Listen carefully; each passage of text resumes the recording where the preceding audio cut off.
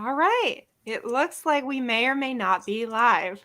We'll see if somebody posts on Facebook. So, hi guys. This will be a very fun discussion with me and Lady Jane Books, and we did a book reading together. We did. It's called a buddy read. That's Buddy read. Oh my Nobody's gosh. corrected me, so I'm calling it a buddy read. I've heard other people say that, so I'm just going to assume we're right. But we did a buddy read for The Invisible Life of Addie Larue. And we have many, many thoughts. So many thoughts. Oh my goodness. So I figured that we could separate this live stream into two parts, a non-spoiler part and then a spoiler part, just for people who still want to read it, so we can still give our thoughts to them without spoilers first, and then we'll get into full ranting spoilers. The full rant, full range rant. Yeah. Yes. Ooh, that sounds a lot better. Yeah. I just realized that. Yeah. All right. So what is this book about? Do you want to explain, or should I? So at the very core, like, this book is about a girl in, I believe it was the 1700s. That's one thing about this book. I feel like I'm going to get my timelines all messed up. Yeah. So bear with me. But I believe she was a girl, a young woman in the 1700s, and she's a very free spirit. She's someone who kind of thinks for herself, and she's very creative, and she's not, the typical girl that's living in her society. So, of course, what happens to women in the 1700s? They get married off. And this is not going to be it for Addie Larue. So she makes a very, very dire choice and a dire plea to the old gods in the forest. And that changes absolutely everything. It changes her life, quite literally. And do you want to take it up from there, Anne? Yes. So the book is kind of broken into two different parts. We follow her life back from the 1700s all the way to the modern day. But then we are also following her in 2014, where she is living a life where she's isolated from people. She's trying to find a semblance of friendship. Normalcy. Yeah, human connection. And because of that, she has a lot of one-night stands and things like that. But she's trying to find human connection until she meets someone who actually remembers her, because part of the curse of this god was nobody remembers her, even her family. So, yeah. And that's basically the main plot. Yeah. It is, yep. Without that's the whole book. That is. There we go. Live stream over. No, kidding. I'm kidding. Yeah. Yeah. And end of life. So should we talk about first the things we liked about it? Let's start with the good things.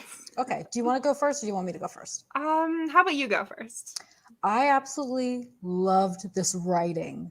This writing is so gorgeous. I haven't really enjoyed a book because of the way it's written in a very long time.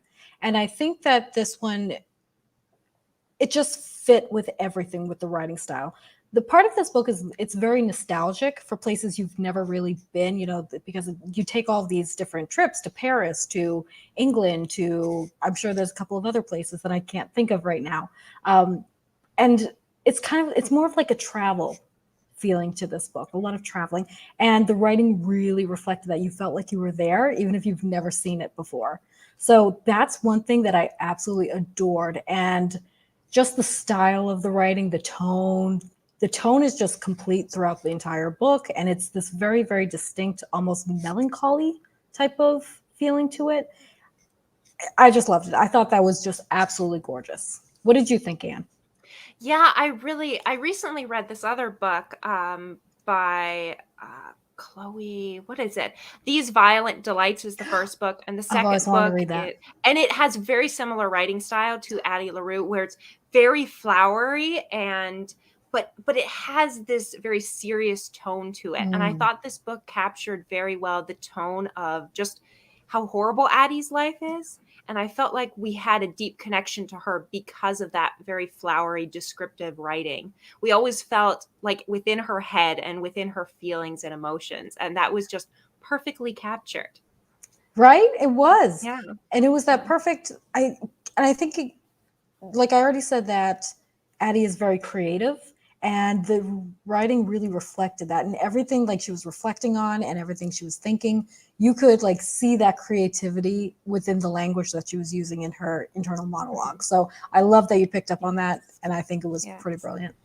Yeah, and similar point to that is V. Schwab also wrote this middle grade series, I think I mentioned to you in our comments, City of Ghosts, which is much more simplistic because it is for middle graders as opposed to adults like this book. But in that one, she has a very somber writing style too. So it might be a little bit of just V. Schwab's writing style in general is like that. But I think so too, yeah. Yeah, that would make sense. I haven't read any other V. Schwab. I wanted to read Vicious, but I never got around to it. But yeah, that could be it. It's interesting that you picked up on that. Yes, and we have plenty of people joining the stream. Katrina, we got Sloan, we got Jason, we got Carrie, we got my fiance who is currently at work, and he should be not watching this. Oh, it's okay. Yeah, so we have plenty of people watching. Another good thing. So the book jumps back and forth. I mentioned this from the olden times. It starts in the 1700s, and then we follow Addie up to the more modern age. And in the more modern times, I thought it blended together very well, the two timelines. I've read a lot of historical fiction that tries to blend in two timelines and fails. So I thought this book did a good job in connecting, especially the emotions of Addie from the present to the past. So I liked how it jumped back and forth, which I usually don't like. It kind of felt a little bit like Outlander. You know what I mean? If you've ever read that. Yeah, like no, I haven't. I mean, I have read the first book, but I can't remember it. I've seen like the show, and so it's not the same as reading it whatsoever. That's like a booktube thing that I just committed to. But it has this very similar like jumping back and forth because she was in her modern time, which I think was maybe the 40s or 50s. I'm not sure. World War II. Yeah, that's it. And then it jumps back to like the Outlander setting. And I felt really much the same with this because Addie was the same no matter what. You know what I mean? Like every period that you saw, she had partners. She had, similar agendas. She had, still had like her lifestyle and everything, but it was just her throughout the ages, which I thought was really clever.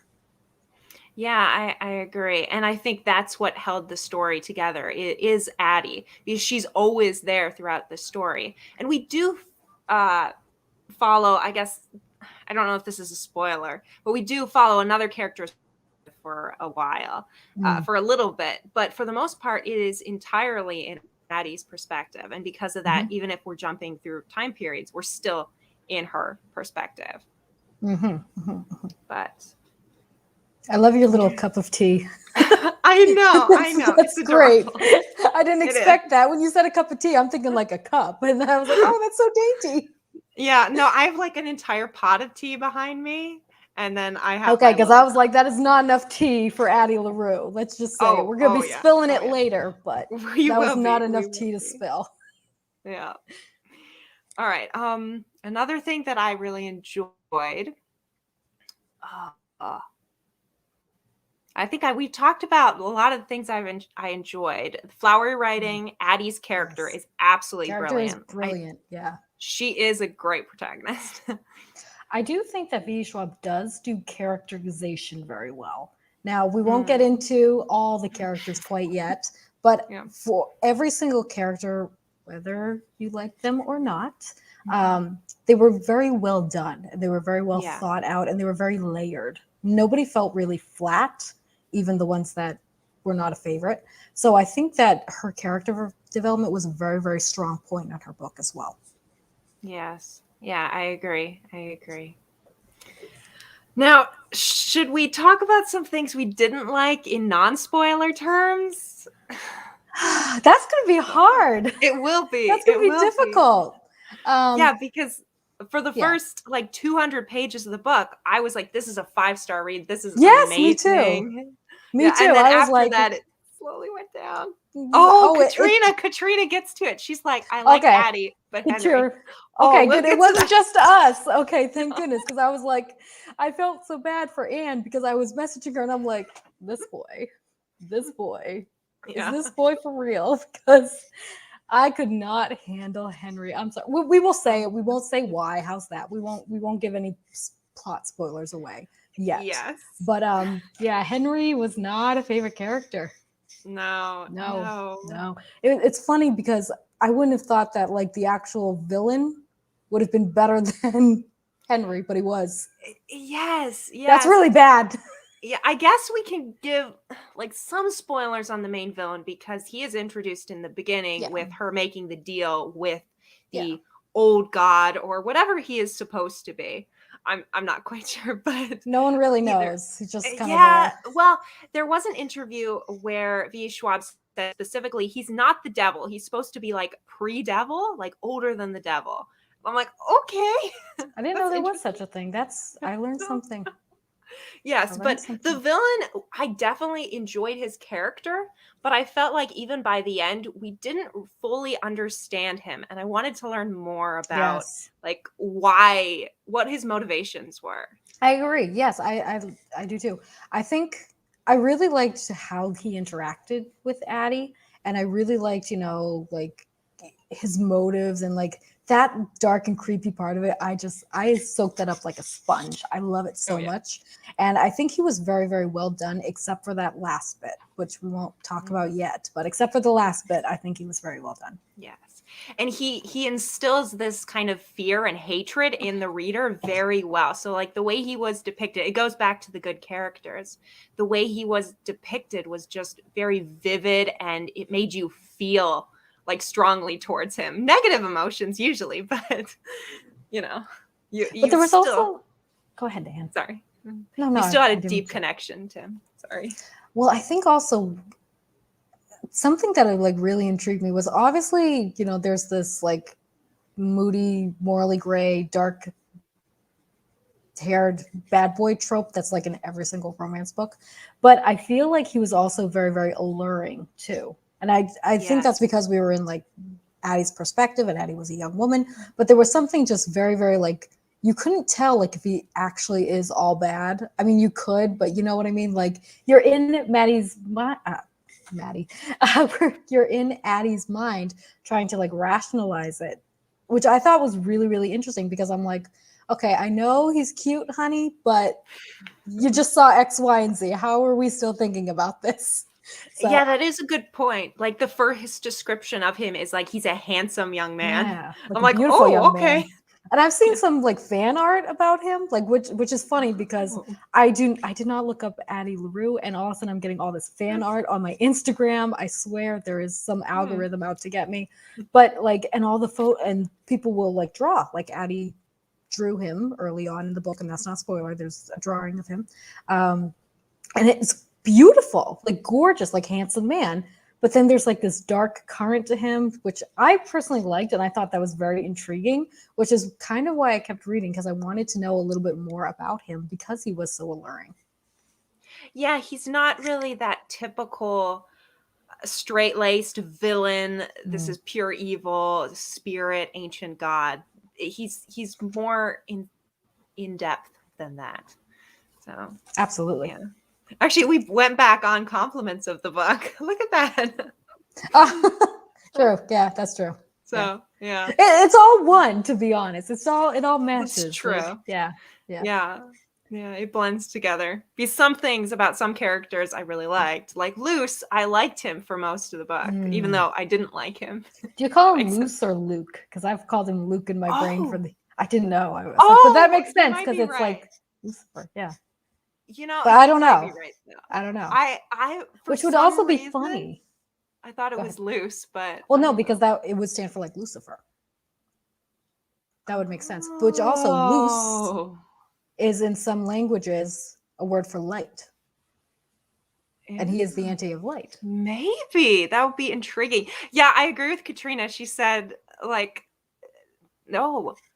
Yeah, I'm wondering who would play Luce in a film adaptation of a movie, because he'd be hard to play. Yeah. Hey, people watching, I would like you to comment, who do you think would be like the perfect Luce? If you've read the book, I want to know. I want to know which actor you think would make a perfect Luke. So let's talk about it in the comments, and let's see how this goes. Okay. Anne, do you have any idea? I know you said you don't know, but the only one I keep going back because he plays such a good villain and he's like good looking is Ben Barnes. He was in the new Shadow and Bone series. I'm like, he would probably fit. I see it. See it. There was also I can't remember the character because I didn't remember the book, but in the Wheel of Time, there's this one like really like kind of messed up dark-haired character, and he's pretty handsome too. And I kept on like picturing him as that. I can't remember the name of it, but it's in the new Wheel of Time show. So yeah, I haven't seen it yet. Oh, okay. Sorry. But yeah, that's who I thought. Okay. Yeah. But Ben Barnes is a better pick. I don't know. There's. I just think of Ben Barnes as playing this like seductive villain, which is exactly what he did in Shadow and Bone. Yeah, exactly. Like casting much. Yeah, but we'll see when they come out with the movie. I would be curious to see the film adaptation, like how they would present things. That would be supposed to be a film. Have you heard? I don't know. That's what Katrina said. So I'm like, well, who knows? Okay. I think the guy's name was Matt. That was it. The guy who played, Matt. He was one of the three main young men in the Wheel of Time then. Yeah. Okay. All right. I remember him from the book, but I don't know. You're going to go and like look him up after this. I will have to. Who plays Matt in the Wheel of Time? Who plays Matt? Yeah. They could be like, what are you talking about, Jane? Yeah, exactly. All right. Well, we have been talking for 15 minutes. Should we get into spoilers? I think we could. I think we could, because now we have to have ample rant time, and you know what I mean. Like we got to give enough time for the rant because it's going to take a while. That's true. All right. So anyone who does not want spoilers might want to leave now, and then come back and watch this rant when you're done with the book, and then rant with us. Exactly. Yes. All right. Where should we start? Well, I guess the big plot point that is relatively early in the book is that Henry is this young man who works in a bookstore that Addie meets in 2014. He actually remembers her. He's the only person who doesn't like instantly forget her when he walks out of the room. And at first, she tries to steal a book when she first meets him. And he's like, oh, you can't just like leave the store stealing that. And she's like, well, I assumed you would forget me. Like, what happened? It's like, wait a minute. Yeah, exactly. And so, of course, she's intrigued by him, and he's like, oh, here's this beautiful young woman. I don't know why he likes her that much. Maybe because she doesn't fall for him instantly. That's, I think, it. Okay. So part of this, like, we're going to spoil now, and this is like a big spoiler. So warning, this is a big spoiler, guys. If you don't want to be spoiled, please leave now. I know you all were sneaking out when Anne said it, but Jane is serious now. So, okay, everyone gone? Good. So one of the big spoilers is that Henry is cursed as well, and that everybody just like falls in love with him, and like it just gets all glassy-eyed and be like, you're perfect, you're wonderful. They become total Stepford wives, everybody. And that's a curse, like I don't know. I was saying to Anne, I was like, wait a minute, what's the bad part of this? So I think for his appeal for Addie is that she didn't have that glassy-eyed, like Stepford wife, like she was like very real with him. And I think that was what the attraction was, not necessarily Addie, but just what Addie offered him. Yeah. Yeah, and just as he is immune to her curse in a sense, she is immune to his. But later on, she does say specifically, oh, I'm not immune to it. I can just, I don't know, I'm still normal? I wasn't sure. They had this conversation at one point. Yeah, I glossed over that because it involved Henry, and I didn't really pay attention to him because he was a crap character. Well, yes, okay. So here's my problem with Henry. He complains about everything. Oh my god! Okay. I felt so bad because I was like, this boy is whiny. And I was texting you and I was like, did he seriously just complain about X, Y, and Z? And I'm like, this boy, you remember that, right? And I was like, this boy is so whiny. Like, I just could not deal with it. He was so annoying. Oh my God, it was bad. Well, and I think it was so apparent because he was contrasted against Addie, who for the last like 200 pages, we'd seen just how horrific her life had been. She lost her entire family. No one had remembered her. She would pay for she would pay for like a place at an inn, and they would like throw her out 5 minutes later because they forgot she had rented and paid them. And so like her life was horrible. Rough. And then comparatively, you had Henry, who, maybe he'd been cursed for like 6 months or something. I don't know. I don't remember how long it had been, but he'd been cursed for 6 months to have everyone love him. So like people would give him big problem, like Henry. I feel so bad for you. Like the girl making his coffee actually looked at him and was like, "Ooh, like, can we go on a date or something?" Yeah, and he's like, "Oh no, but it's not real." I know. And what ticked me off so bad is that this boy got his parents' approval that he was dying for, his sister's approval that he was dying for, the man that he was in love with finally loved him back. You know, he got these wonderful job opportunities that like nobody gets in his position.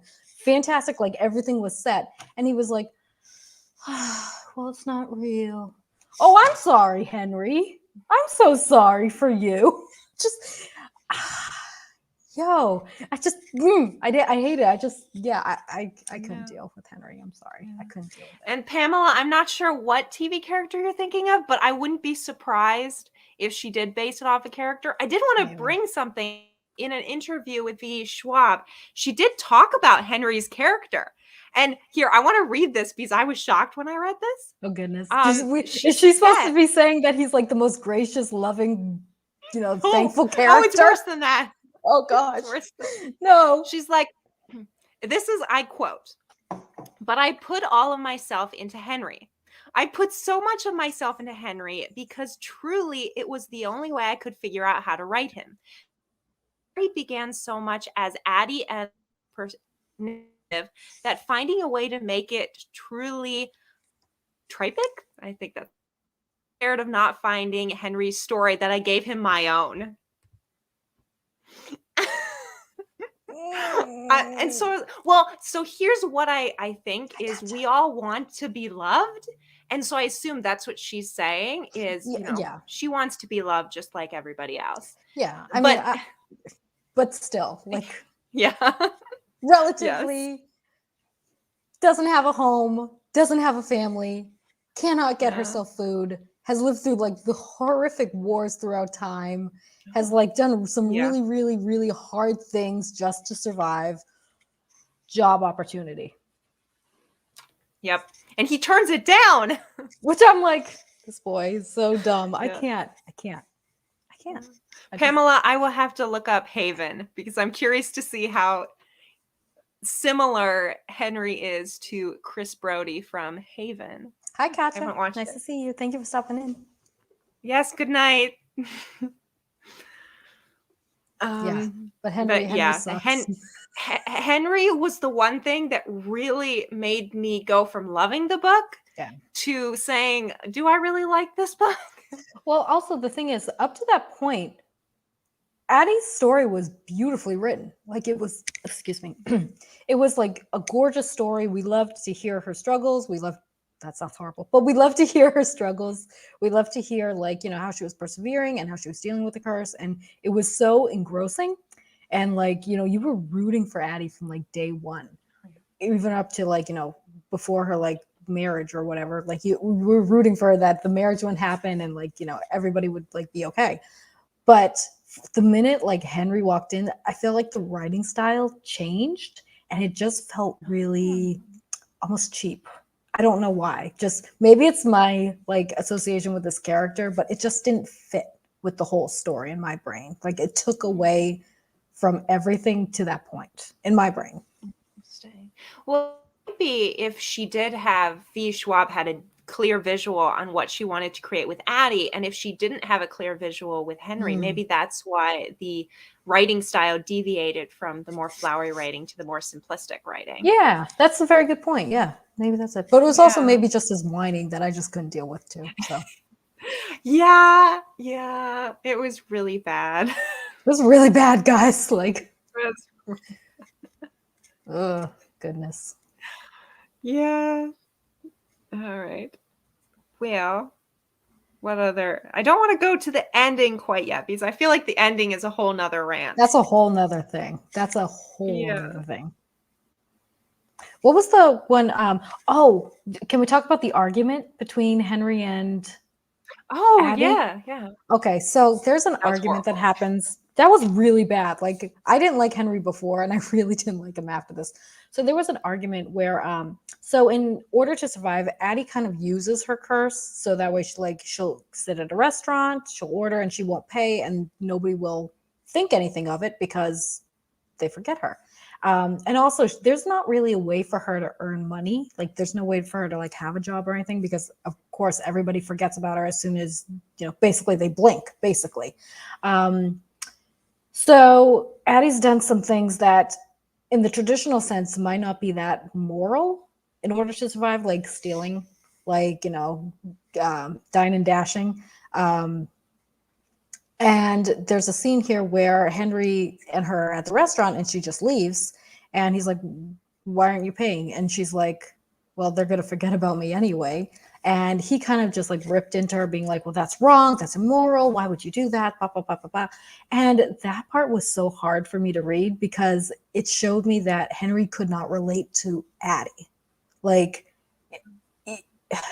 there was no way for her to earn money. That's her reality. Okay, like this isn't, like she had, well, I think she actually did have like $40, but she got that through nefarious ways too. And he didn't like that again. But like for me, it was so easy for him to sit there and judge her because he would get a crap ton of money with his new job. He probably wouldn't have to pay for anything himself because he could just bat his eyes and everyone would love him enough to put it, on the house. So they're coming from two very, very different perspectives and different situations. And I hated that he judged her for just leaving without paying because that was her survival. This isn't about niceties. This isn't about right or wrong at that point. It's literally just about Addie's survival and the way that she's had to survive. And him being so insensitive to that and disregarding it for like this moral compass that he had it was heartbreaking for me. I wish that she had dumped him to the curb at that point. Yeah, that was definitely the worst scene with him because before that I was like, yeah, you're whining and annoying, but I don't really like dislike you strongly. It was just more of, he's annoying. I don't care about him. But yeah, it's an interesting point. Whereas like the whole idea gray morality is really examined interestingly in this book because you have a lot of things that Addie does to survive that she has to do that for most other people you would say, yeah, that's wrong. Whether it's stealing from people, the docs. Yes. Sad reality, but yeah. So there's a lot in her life that she had to do that is objectively immoral, but for her, she had to do that to survive. And so then for Henry to just say, well, my morality trumps your reality. It's so callous of him to say that. And for that, like, especially for a couple that claims that they care for each other. And I'm not sure if that point in the story, they're in love. I'm not sure if it's kind of early. No, I don't think so, but still like yeah, for a couple who's learning to care for each other, like you have to be able to be open and try to understand where the other person is coming from. And just Henry just does not do that at all. Yeah. And I'm like, Henry, you've spent the last, 30 pages complaining about your perfect life. And then you throw shade at Addie because she just has this habit of not paying because A, she doesn't have a way to get money usually. And B, it's just how she lived. That's just it. And his insensitivity to that just boiled me over. I couldn't deal with it. And even by the end, I was like, Henry, I have to try to save Addie.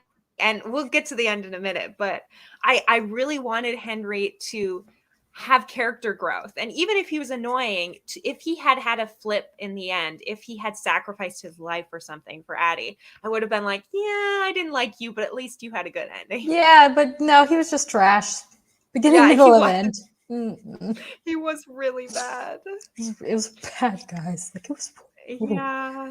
Yeah. Well, should we get to the ending? It's up to you. This is your show. Henry was in his own bubble for sure. Yes, Katrina. That's exactly it. Yes, he was. Goodness. Well, we could talk about a little bit, some spoilers with him before the ending. We could, yeah. Let's do that. I'm sorry, Luke. I'm sorry. I just automatically think it's probably Luce, but I just read it as Luke. But Luce is probably more correct because it's Lucifer, I think. I don't know. I should get the audiobook and see what they pronounce it as. Not buy an entire audiobook just to hear. No, I would grab it from the library. Okay, good. I was gonna say no. No, I don't like this book enough to like actually buy. Yeah, no, I did. I liked it right up until the first Henry chapter, and then I didn't. Yeah. But for Luce, it was the same thing where I really loved him for the majority of the book, but then near the ending, he got cheap. Yeah, because there's some certain scenes where I was like, well, Luce is actually not that horrible, because I think it's the French Revolution where Addie is attacked by several men during the French Revolution, and there's chaos on the streets, and Luce actually appears and saves her. And there's a couple scenes like that later on as well. And it made me think that, well, maybe he's still a horrible human being, or not human being. He's not even a human being, man. No, he's a horrible ancient darkness. But at least he has some we don't know. He's before the devil. I don't know. He's horrible being before the devil. I don't know. At least he's not always horrible, though, because he does save Addie from different horrible situations. But I don't know if that's because I think that's because of the ending, though. I think that's because of the ending. Yeah. Though if he's a god, does that mean he sees the future? I don't know. There's a lot of like loopholes with him that I'm like. There's a lot of loopholes here. I don't know. I don't think so. Yeah, also, the way he first, I got like kind of creeped out the way he first kissed her when they made the deal, and she's like, "I taste blood," and I'm like, "Whose?" Like, I had no idea what was going on. I was like, "Well, this is an introduction." Yeah, and it definitely plays up his more seductive elements later on in the book. Because outside of the like kiss in the beginning, there's not that much besides like him just being weird. But it later on, like you definitely see more of that seductiveness of him, and you can see why Addie grows to, in a sense, care for him. Because also almost like Stockholm syndrome, where she doesn't have any. Remembers her, but Luce at least remembers her. Yeah. But like it's so, I feel like he's just so manipulative, though. So I don't even know if she liked him because he remembered her, or just he manipulated her into that kind of. I don't know. He was. You know what was kind of mind blowing to me? The fact that she was like drawing him before any of this happened. Right, so, like, even before she met him. Yeah. So I'm like, does that mean she was like destined for it? I think you said that. Like, is she destined for it? Or, and I'm like, is Luce like, did he have his eyes on her from the beginning? Or I don't know. Yeah, maybe he like almost set it up. Like, what if he whispered in her parents' ear, like, oh, you should force her to marry this guy? I wouldn't put it past him, to be honest. I don't know. He was so creepy. I felt so bad because I feel like Addie really liked her father. We're just talking about like all the men in this book. She really liked her. Spoiler alert, they're all trash. But except the guy who sells the books. I like him. He's good. And like the father like knows that she's creative and knows that she's smart and knows that she's like her own person and doesn't really fit in with her society.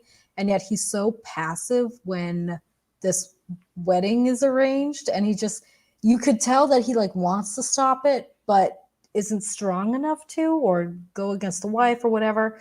And I'm just like, come on, buddy, that's your daughter. Like, that is your daughter. Yeah. You could like train her to do the whittling or whatever you call it, the wood work. You could train her at the business. You could train her about prices. You taught her how to read it. I think he was the one that taught her how to read, right? I think so. Oh no, the letters. He also took her to town. Yeah. And I'm like, she's smart. She's different than everything. Why don't you just stand up and say, I'm sorry, I can't marry my daughter off to a life that she's going to be miserable to? Yeah. But then we wouldn't have a story. That's true. That's true. And then that's fair. Yeah. Yeah. Well, and I also feel like if he had been more open to her learning, that society would go against him. Because society at that time was, oh, you marry off your daughters. You don't just keep them in the house and, educate them. Yeah. So, you don't teach them to read or anything. No. Crazy. Yeah. Horrible era. Yeah, we would not have done well back in the 1700s. No. You and me, we would not have done well. Way too modern. Way too forward. Oh, yeah. Yeah.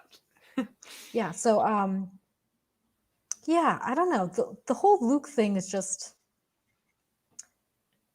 It surprised me when she was drawing him before, but I don't know if he took that form because she was drawing him, and she was like, "Oh, this is the stranger," maybe. and he knew that that's what would attract her, or if it was a predestined fate almost. I don't know. Yeah, I don't know. And that is one of my issues I had with this book is it is very vague in a lot of places. They don't end up explaining a lot of questions that I had throughout the book. Yeah. Yeah. But the entire ending. Yes. Should we talk We're gonna about get that? it. Come on, we're gonna get into it. We're at the half-hour mark now. Let's go. All right, let's just so I guess I'll do full spoilers on how the ending comes. So when Addie learns that Henry tells her that he his soul for a lifetime. However, he lied to her because he's Henry, of course. And he actually traded his soul for a year, which means the year is almost over and he's going to die, or Luce is going to take his soul. So Addie decides, I don't know why. Henry isn't worth it. She decides. It really isn't. No. Come on, give it another century. You'll find another one. Exactly. Especially since Luce seems to make deals with a lot of people. I know more people remember her. Anyway, yeah. I'm sorry. Beethoven or something. I was like, oh. Yes, oh, right. Goodness, that was funny. That was great. But so she trades her life kind of for Henry's so Henry gets uncursed and will live a normal life, and she ends up being stuck with Luce, she's tied to him and can't leave him now. I don't know. We were confused about that. Yeah, that's one thing that I really didn't like, because so the language of their deal about Henry was that he was saying something like, well, I've always wanted you.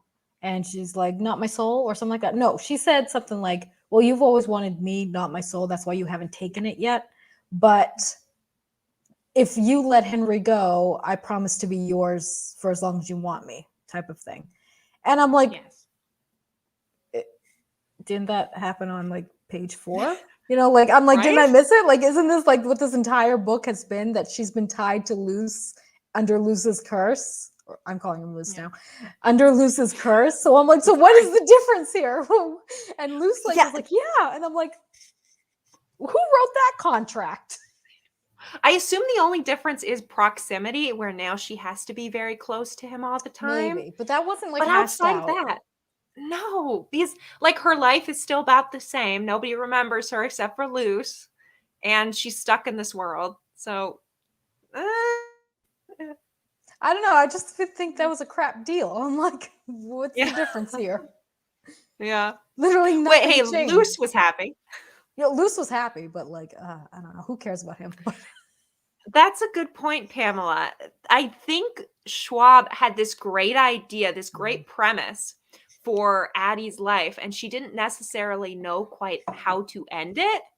And it felt like that with the ending, Yeah. where it just kind of stopped and brought itself to a conclusion without bringing fully. itself to a conclusion, really. Yeah, yeah. And the only one main conclusion we have is that because Henry now remembers Addie and Addie shared with him all her life story, he writes it down into a book and publishes that book that Which Addie then sees. is This book.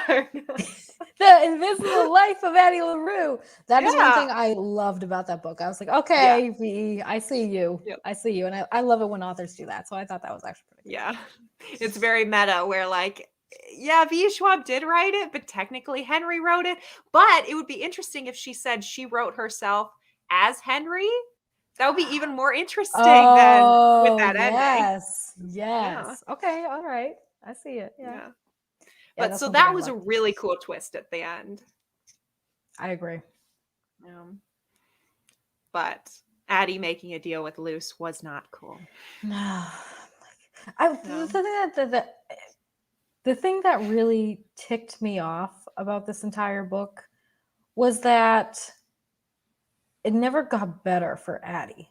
It got better for like literally everybody else except for Addie. And I don't know if that was like meant as commentary on like, you know, different other like dynamics or anything in the world. I don't know. But that's, I think, was my biggest drawback with this, because I'm like, you know, you put Addie through all of this from start to finish and it never got better for her. Meanwhile, like, it obviously got better for Lucy, got what he wanted. It really got better for Henry. Surprise, surprise. Probably still complain about it though. And yet Addie is still like in the trenches there. And that's what like really bothered me, because I felt like nothing happened for her. You know what I mean? Yeah, and Pamela made a good point in the comments where there wasn't much change growth in any of the characters. In Henry, Luce, or Addie, they're all stuck in that same stagnation, because Henry, we never see him really learning from being cursed. You know, yes, it was nice of him to write the book for Addie, but outside of that, you don't see him saying, well, I made a horrible mistake, and because of that, I lost the woman I love. You never see his introspection. Same thing with Luce. Like, he's horrible throughout, but he gets Addie anyway, even though he is horrible. Yeah. And with Addie, she technically learned her lesson to not make deals with devils / old gods. Oh, I'm sorry, but what else was she gonna do? Like, I know. You can't really blame her. No. No. But she did learn her lesson, so she just didn't get out of it. She did. Yeah, I don't. That was my biggest thing, where I'm like, it sucked for Addie beginning, middle, and end. You know what I mean? Yeah. Versus Henry, it was great beginning, middle, and end. So I don't know if there's like a gender thing there, or if there's like a commentary on like things like that. I don't know. But I don't know. I just felt out of place with it. Felt out of place with my expectations for the book. That's what I'm saying. Yeah. Yeah, I definitely wanted a more conclusive ending, and whether that would be like Addie finally dying, or like giving her soul over to and Luce, being released. Yeah. Either way, I wanted her to be released somehow, whether she's released and lives or is released and dies. I was expecting her to die, but you said that to me like day one. You're like, Addie gonna die. And I'm like, all right. I did. Well, it's because of the tone of this book. It's just so serious that I was like, it's not going to have a happy ending. There's no way. No, but I mean, I want something to happen, you know, for Addie. Just something. Yeah. I don't know. Yeah, maybe she'll someday come out with a sequel. Well, one thing that Addie and Luce, jeez, the horrible life of Addie and Luce. The thing is, there was one line that at the very end where she's like, I told him that I would be his for as long as he'd want me there, and she's gonna make him not want her there. But I'm like, girl, he has outsmarted you how many times? Okay, now is not the time to get cute. Now is not the time to strategize. You've already lost, like, period. Like, I don't know, she just twice, yes. So, you know, I'm like, how? I don't know if that's Addie's like undying hope for a better thing. That's what I would like to think it is. Yeah. But at the same time, I'm like, Addie, I don't think you're going to win this one again. You know what I mean? Yeah. I don't know. And technically, you could make the argument that she does have hope in the end because she sees the book that Henry wrote for her and says, well, I will be remembered at this book form. So she does get to be remembered. However, I don't know. It's not like she's actually winning against Luce. I mean, she loses to him again. So it's like, there's no point. Yeah.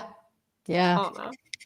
Yeah, but I think what was annoying was that she kept thinking she would. Do you remember like the time where it was like their anniversary? So basically Luce like visits her on their anniversary and be like, "You want to give me your soul yet?" But of course she always says no. And one day it was so sad. It was like the 5-year, I think, or something, or 10-year or something. And she gets all dressed up and she does a dinner and she like makes a home as best as she could. And she's like, I'm going to show him that I'm doing just fine. And he doesn't show up. And I'm like, oh, yeah. Addie, you're not going to win against somebody like that. Like, you're just not, So I don't know So that last line really bothered me. I don't know why. Yeah, because it's like false hope. Like you're like, well, she has hope, but do you as the reader have hope for her? Nope. Nope. I haven't had hope for her since page 1. Nope. Yeah. I wanted to, but I didn't. Yeah. Yeah, this was bad. Well, if you could rate the book, is there a rating you would give it? I think I gave it like a 3. I gave it a 3. I do think that I give it 3 too. It's written beautifully. I will not argue with that. You will never hear me say anything otherwise. It was written in a gorgeous way, especially with Addie's story and her perspective and everything, and especially like her life back in the 1700s. Beautiful writing. You cannot compete with that. Characterization, fantastic. Very deep characters. Even if we were annoyed by them, they were still deep and layered. So the annoyance went really deep and layered as well.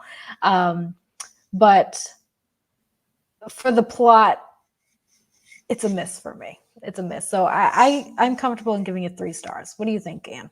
Yeah. I think I gave it 3.25 stars. Very specific. Look at you. Goodreads, I gave it 3, but I'm like, is it a 2 or is it a 3? Well, here's the thing. If I could rate the first half of the book, I would give it like 5 stars. Yes, absolutely. 1000%. And if it's just Addie, yes, 5 stars. Yes. And then the second half, I would give it maybe 1 to 2 stars. I think that's generous, but okay. Well, I can't give lower than a 1 star. That's true. I know, I'm just messing with you. But the ending, I would give a 0 star. Yeah, the ending was just random. Yeah, no. Yeah, it was really bad. No. But I would be curious to read more of her books like Vicious to see if she has very strong endings in those, because I know certain authors are just more weaker in their endings and it's just their style. And I'm curious if she's like that, because her middle grade series was not weak like that. So I'm just okay. That's interesting. She has some other books out too, I think, correct? I don't Yeah, but I haven't read them. Neither have I.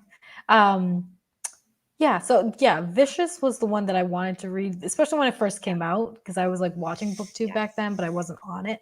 So I was like, oh, I want to read that, and then I never did. But that would be interesting to see if she has like a strong ending in Vicious versus like this one. Yeah. Well, Katrina says she gave it 3.5 stars, so she's slightly higher than both of us. Good for you, Katrina. Yeah. At least you enjoyed it a little bit more than we did, even up a little bit. But I am glad I read it because it has been on my TBR for a long time. Me too. I'm glad that I knew what the hype was about, but now I'm also a little bit disappointed because I'm like, is this what you all hyped about? Yeah. Partially. Though I'm wondering if we disliked it. No. I'm always confused that if a book is really hyped, does that mean if it isn't quite as good, but it's still good, will you automatically dislike it just because it was hyped? But I don't think that was the case with us because we did enjoy the first half of the book. So it wasn't like we disliked it just because it didn't live up to the hyped expectations, because we did enjoy the first half of it. We did. So, I was like, the first half, I was like, I get it. I get why everybody loves this book because this is really beautifully made. But for plot wise, I'm like, is this really it, guys? Is this what we're doing now? So yeah, especially the ending. All right, Katrina says A Conjuring of Light is the series. I'll have to look that up then. Yeah, me too. It sounds familiar, I'm sure. I don't know. I hear so many book series, and it's hard to keep track of all of them. Right. Especially like back in like 2014, 2013, I'm like, oh, I wanted to read that. And now they're like coming back into style. And I'm like, yes. Yeah. Especially if there are like movie or TV series that are coming out about them now. Like with the Wheel of Time series is a perfect example. Is, there's a fan base for the Wheel of Time. Oh, yeah. And I love the first book, but that's all I've read so far. But there's so much more interest in it now that the TV series has come out. So it's just interesting how. Yeah. I mean, who knows? Maybe when the movie of this comes out, it'll be really popular again. Maybe. I think that would actually be a very hard thing to make into a movie, though. You know what I mean? Because I don't see a lot of like action with it, well, except for like the historical events, obviously, like the French Revolution and everything. But I think being on screen, having people forget about her would be quite boring to watch. So I don't know. I don't know how they would like adapt that to capture audience's attention. Especially with one of the best parts of the book being the very flowery, beautiful writing. And if you don't have that, if you just have maybe pretty visuals. The plot? It's just not good enough. The plot is not good enough to hold a movie. It's not. Not this one. Nope. Though I would be excited to see Luce's depiction. Yeah, he would be. I mean, I would pay money to see that. Yeah, Ben Barnes. Oh yeah. I doubt he'll play it right after he played Shadow and Bone. But who knows? He's like, listen, can I like play a grocer or something really nice? Yeah. I mean, he did play Prince Caspian in the old Chronicles of Narnia movie. Oh, okay, I didn't know that. That was a pretty good series. That came out in like 2007 or something like that. So it was a long time ago. Oh wow. Yeah. No, I don't know. He's also really old for how young he looks. It's creepy. How old is he? He's like 40 almost. He's Girl, like that's not old. Girl, that's not old. But when I see him, he looks like he's in his mid-20s. Oh, goodness. Let's just say that's not old. No, it's not. But it's older than he looks. Because he looks younger than that. It's not a bad thing, Anne. No, it's not. I wasn't saying that. I was saying, like, I think with the Darkling in Shadow and Bone, he's supposed to look young. And yet they picked an actor who's older than I thought he would be. Because most of the characters in that book are supposed to be in their teens. And he's definitely not, so. But he... I don't know. We got on a whole different topic. Yeah, that's a whole different thing. Yeah. I'm very random. That's okay. Makes for good viewing. But I think we covered all the main. Jacob Ethan for Luke. Okay. Yeah. I'll have to look him up. I don't know him. I recognize the name and I've seen like photos, but I don't know anything he's been in. Okay. I'm curious now. I want to look it up. Let me see if I can. Yeah, we're going to take a break and look things up. Yeah. Talk amongst yourselves.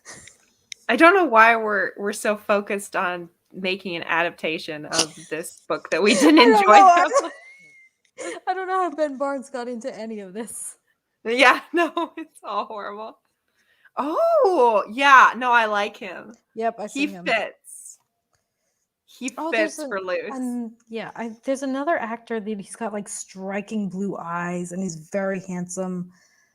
And that didn't tell anything about who it would be. But oh goodness, I can't think of his name, but this guy reminds me of him slightly. Yeah. Oh goodness. Well, and then what about Addie Larue? Who would play her the best? She's actually I think her first name's Jenna, but I don't remember her last name. Have you ever seen Victoria?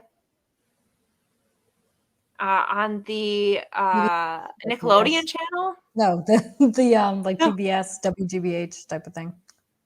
No, I haven't. Okay, it's on like BBC. No. Oh. Okay. Well, No, I think of that actress, the actress who plays Okay. I'll have to look that up. Oh, right. Yeah, I haven't watched this series, but I've heard of it. Yeah, her. Doesn't she look like she'd be like a really good Addie Larue? Yes. Jenna Coleman. Yeah, you're right. Jenna Coleman. That's it. Coleman. Yeah. Yes. Like that really like She pure would be looking, like, yeah, she would be good. Who do you think would be she great? Would be really good. Oh, I don't know. Oh, I can't think of anyone that I'm like, oh, she would be perfect. The first one that comes to mind, and I'm thinking it wouldn't be perfect, is Emma Watson. I kind of think because she has this like strong but like stoic. Yeah. I don't know. She'd give Luke a run for his money. Exactly. But maybe she'd be too strong for Addie. Yeah. Well, Addie's pretty strong, but she is strong, but she gets there. That's not a natural thing for her. Yeah. But yeah, hey, we'll see if a movie for this comes out. But we should probably get off. It's almost been an hour since we've been talking. Oh my goodness, time flies. I know. It has been so much fun ranting and reading this book in general. This has been fun experience, even if we didn't love the book. Absolutely. I think that's like half the fun, though. Oh, yeah. Well, thank you, everyone, for tuning in. And thank you, Lady Jane Books, for joining me. I had so much fun reading this with you. I had so much fun. Thank you so much for inviting me. Oh, my goodness. Yeah. And we should do this eventually, in a year, maybe. Absolutely. All right. Well, you guys have a great day, and we will see you in the next videos on our respective channels. Bye. Bye.